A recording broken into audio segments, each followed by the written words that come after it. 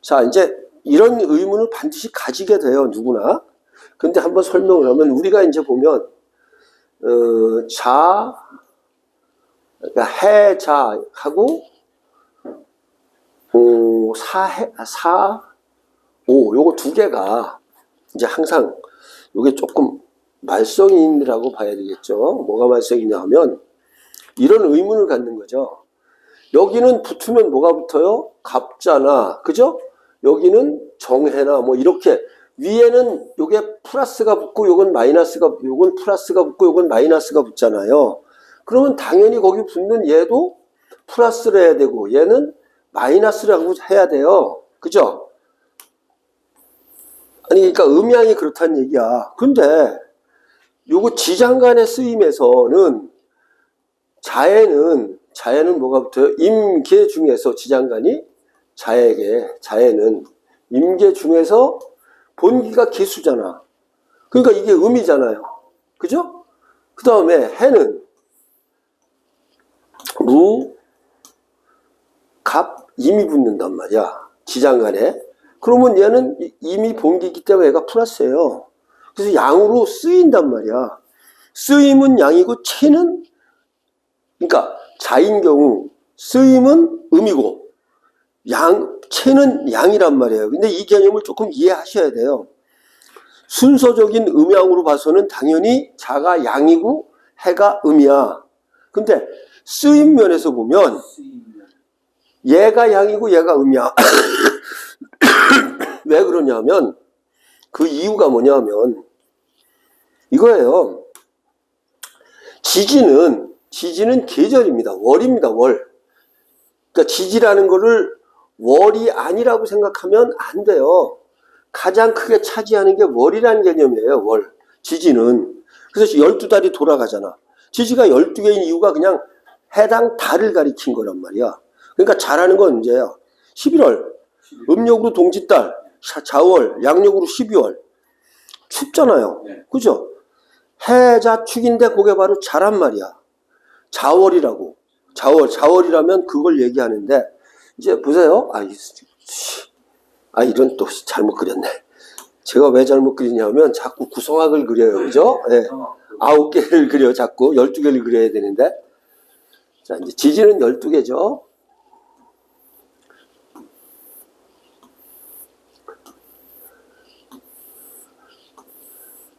자, 요거를 가지고.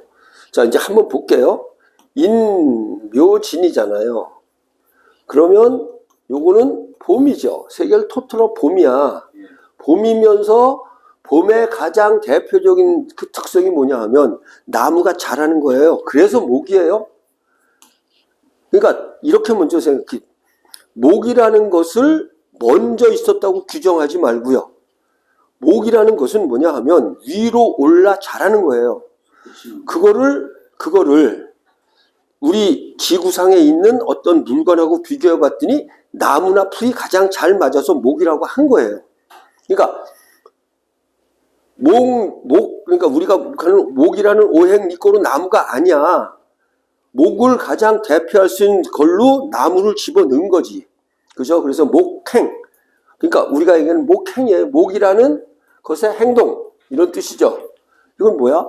목의 행동은 위로 오르고 올라가면서도 약간 곡직이라는 거야.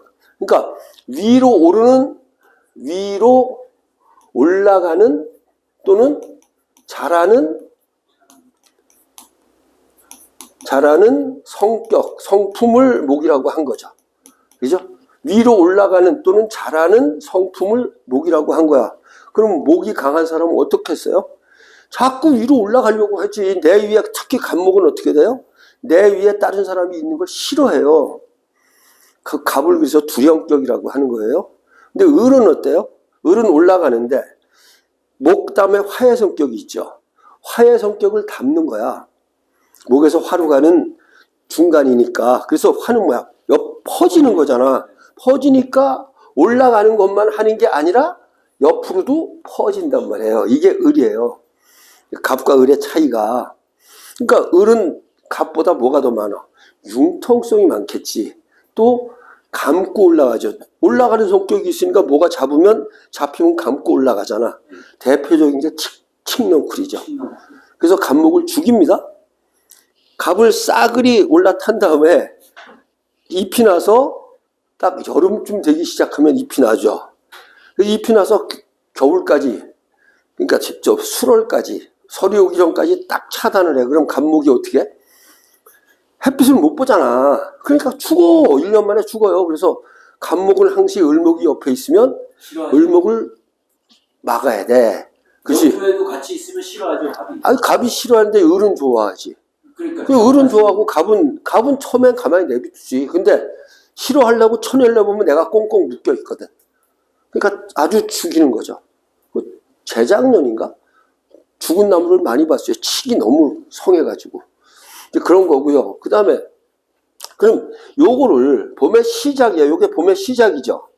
요게 중간이고 끝이죠. 말이지 말. 그럼 한번 생각해 보세요. 자, 이 셋 중에서 가장 맹렬하게 하는 게 뭘까요? 시작이 맹렬하게 하겠어? 중간이 맹렬하게 하겠어? 끝이 맹렬하게 하겠어? 아니야, 시작이지. 무슨 일을 할 때는 시작할 때는 엄청 크게 반드시 하겠다고 하다가 중간쯤 넘어가면 시들시들하고 그러잖아요. 그러니까 맹렬하기 때문에 이걸 양이라고 본 거예요. 맹렬하기 때문에 얘를 양이라고 본 거야. 그래서 인중에 병화가 있는 거예요. 아니, 갑목이 있는 거야. 인중에 갑목이 무병갑으로 있잖아요. 근데 얘는 원래가 양이거든. 채도. 얘 용도 양이니까 문제될 게 없어요. 그 다음에 이제 1, 2 가면 4, 5, 미가 되죠. 이건 여름이잖아요. 여름의 시작이야. 그치? 중간이고 끝이야. 그럼 여기도 맹렬할 거 아니야. 근데 위치상, 순서상은 얘가 음이거든. 그렇잖아. 근데 이 하는 짓은 이거잖아. 그래서 얘는 갑자기 왜 안 나오지? 병이 나온단 말이야. 본기가 병이에요. 그래서 양으로 쓰인단 말이야. 그래서 양으로 쓰이는 거야. 그렇지만 채가 음간에만 사가 붙지 양간에는 붙을 수가 없잖아요.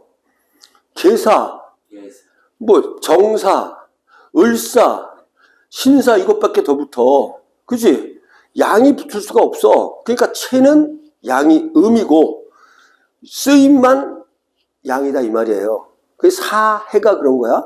그 다음에 오를 보세요. 오는 채는 양이에요. 갑오, 갑자 이렇게 붙잖아. 근데 중간이잖아.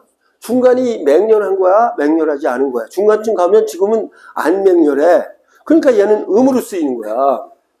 그래서 얘는 용은 음이 되는 거예요. 그치? 그래서 여긴 뭐가 붙어? 오주. 병기 정이 붙잖아요. 지장간이 정화가 음이잖아. 그래서 채는 음인 거야. 그렇게 되는 게 여기에 해자축에도 똑같은 일이 벌어져요. 무슨 얘기냐면 여기 신유술은 뭐 이 계절적인 특성은 똑같은데요. 얘는 채도 양이고 용도 처음이니까 시작하는 거 용도 양이잖아. 그러니까 문제가 안 되지. 그치? 근데 이거는 아니잖아. 이건 채는 음이에요. 근데 시작이잖아. 얘가 시작이잖아. 겨울에. 시작하는 거는 용이니까 이건 양이죠. 또 자도 채는 양인데 위치는 양이야.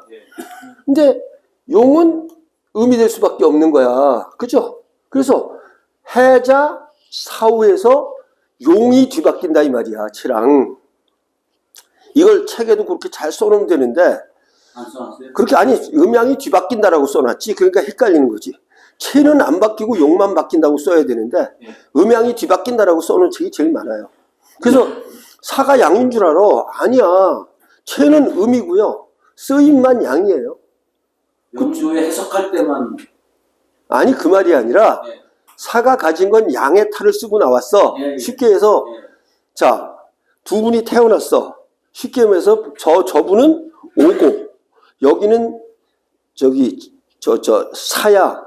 즉 태어나긴 남자로 태어났는데 여성성이 강한 거야. 호모예요? 아니지. 그런 뜻이 아니라 남자 같은 여자도 있고 여자 같은 남자도 있잖아.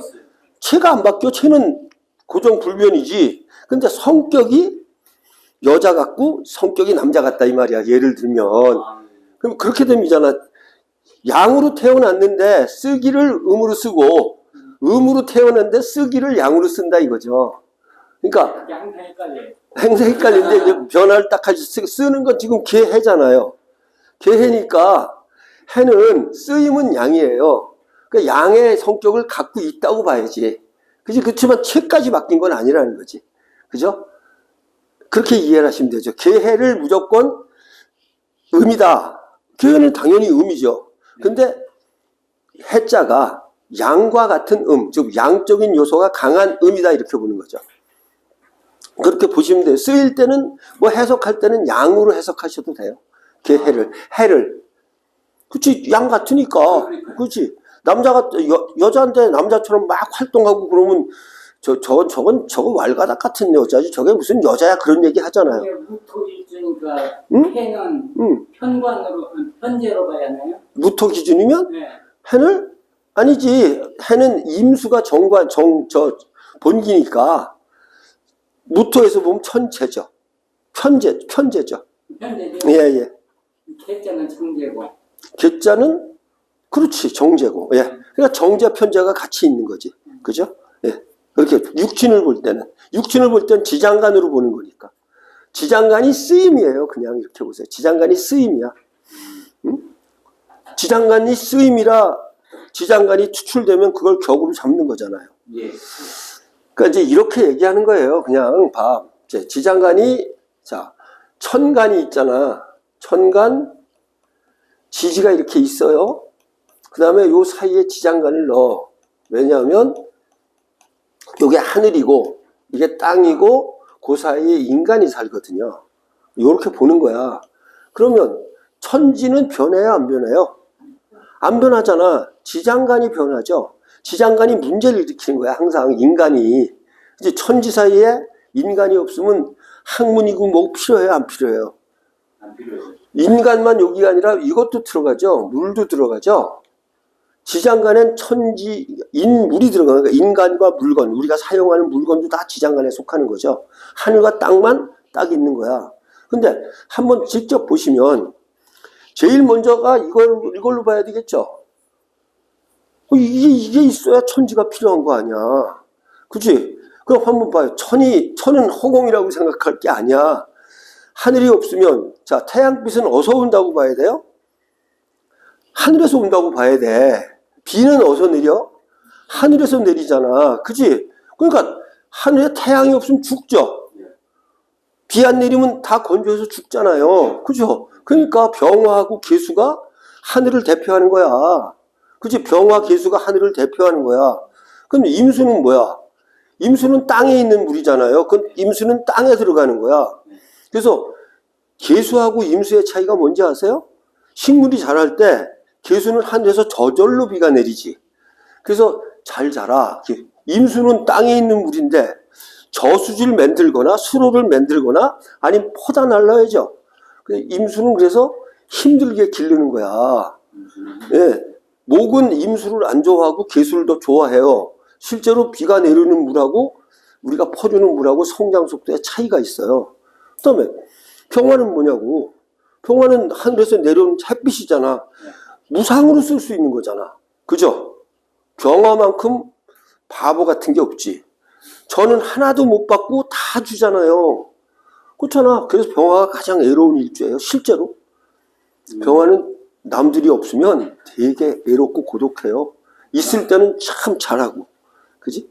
병화하고 같이 곁들여 살아야겠네, 병화의 힘. 그렇지. 근데 거기는 옆에 자기가 해줄 게 없으면 갑자기 내가 이상해지는 거지. 그지? 존재 가치가 난 뭐 하고 살았지? 열심히 줬는데 준 공이 없을 때 난 여태까지 뭐 하고 사는 거야? 라는 이러한 게 많겠죠.